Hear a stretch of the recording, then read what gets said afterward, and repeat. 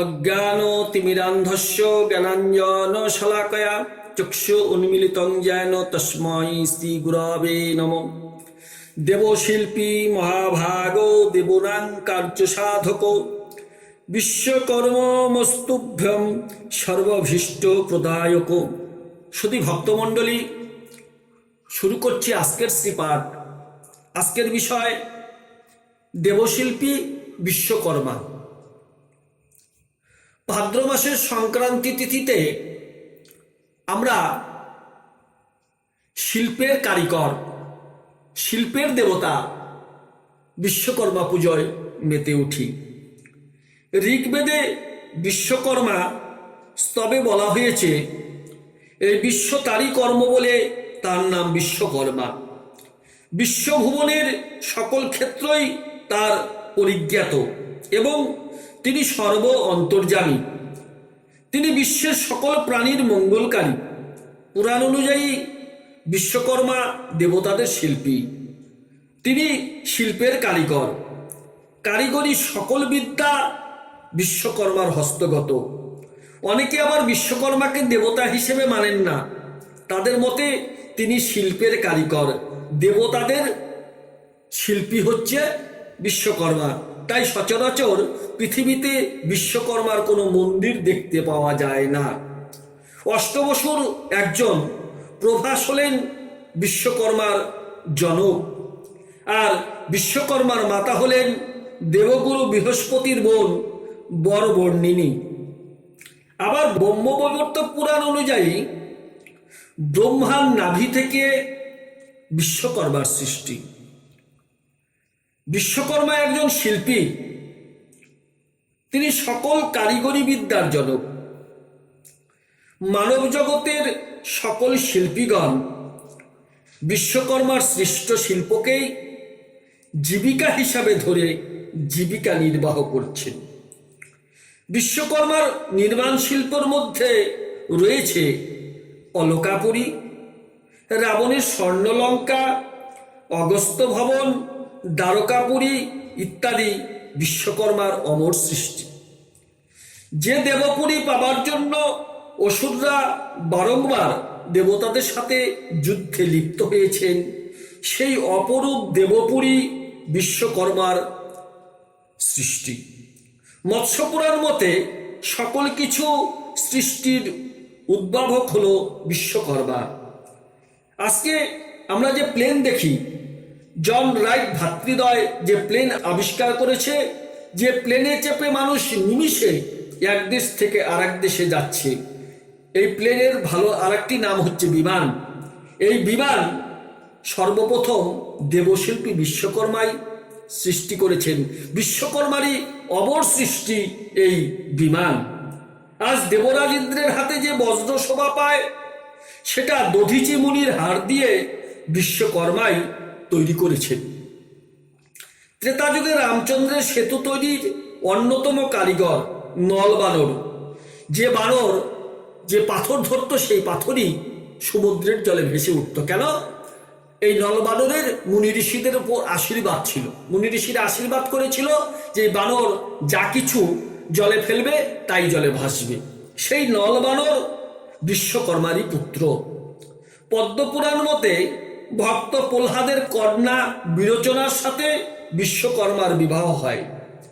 বিশ্বকর্মার ঔরসে বিরোচনার গর্ভে অসুর শিল্পী ময়দানবের জন্ম। ব্রহ্মবৈবর্ত পুরাণ অনুযায়ী বিশ্বকর্মা ও তার স্ত্রী ঘৃতচি, এই ঘৃতাচি দুজনেই ব্রহ্ম সাপে শাপিত হয়ে পৃথিবীতে অবতীর্ণ হন। ঘৃতাচি ছিলেন স্বর্গের নর্তকী। বিশ্বকর্মা তার রূপে মুগ্ধ হয়ে তাকে বিয়ে করতে চান। তখন ঘৃতাচি বলে, এ জন্মে হবে না, আগামী জন্মে আমি তোমার স্ত্রী রূপে আসব। বিশ্বকর্মার ঔরসে ঘৃতাচির গর্ভে 9টি সন্তান হয়। বিশ্বকর্মার এই 9টি সন্তান প্রত্যেকেই এক একটি শিল্পে প্রতিষ্ঠা অর্জন করেছেন। বিশ্বকর্মার এই 9টি সন্তান হলো মালাকার, যারা মালা মোটু শোলার কাজ করে। দ্বিতীয় সন্তান কর্মকার, যারা লৌহ সামগ্রী নির্মাণ করে। তারপরে সন্তান কাংসকার, যারা কাঁসা পিতলের বাসন তৈরি করে। এরপরে সন্তান শঙ্খকার, যারা শঙ্খ দিয়ে বিভিন্ন সামগ্রী, শাখা ইত্যাদি তৈরি করে। এরপরে সূত্রধর, যারা কাঠের কাজ বা কাঠের আসবাবপত্র বানায়। এরপরে কুম্ভকার, যারা মাটির কাজ করে, মাটির হাড়ি প্রতিমা সব তৈরি করে। এরপরে স্বর্ণকার, যারা সোনার কাজ বা সোনার গয়না প্রস্তুত করে। এরপরে চিত্রকর, যারা ছবি তৈরি করে।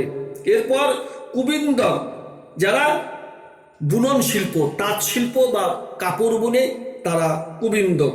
এরা প্রত্যেকেই বিশ্বকর্মার সন্তান এবং স্ব ক্ষেত্রে তারা প্রতিষ্ঠিত। বিশ্বকর্মার এক কন্যা ছিল, যার নাম চিত্রাঙ্গদা। এই চিত্রাঙ্গদা পিতামাতার অমতে পৃথিবীর সূর্যবংশীয় নৃপতি রাজা সুরতকে বিয়ে করেছিল, কিন্তু দেবতা মানুষকে কখনো বিবাহ করতে পারে না। কিন্তু চিত্রাঙ্গদা ও রাজা সুরত দুজন দুজনকে ভালোবেসে ফেলেছে। চিত্রাঙ্গদা জানতো পিতা বিশ্বকর্মার বিয়ে কিছুতেই মেনে নেবে না, তাই বিশ্বকর্মার অমতে তারা পালিয়ে বিয়ে করলেন। বিশ্বকর্মা এই সংবাদ পেয়ে ক্রোধান্বিত হয়ে মেয়ের কাছে এসে মেয়েকে অভিশাপ দিলেন, এ বিয়ে ভেঙে যাক, এ বিবাহ বিচ্ছেদ হয়ে যাক। এরূপ একটি অবার্চিন শাপ শুনে ঋষি মহর্ষি ঋতধ্বজ খুব রাগ হলেন, ক্রোধান্বিত হলেন।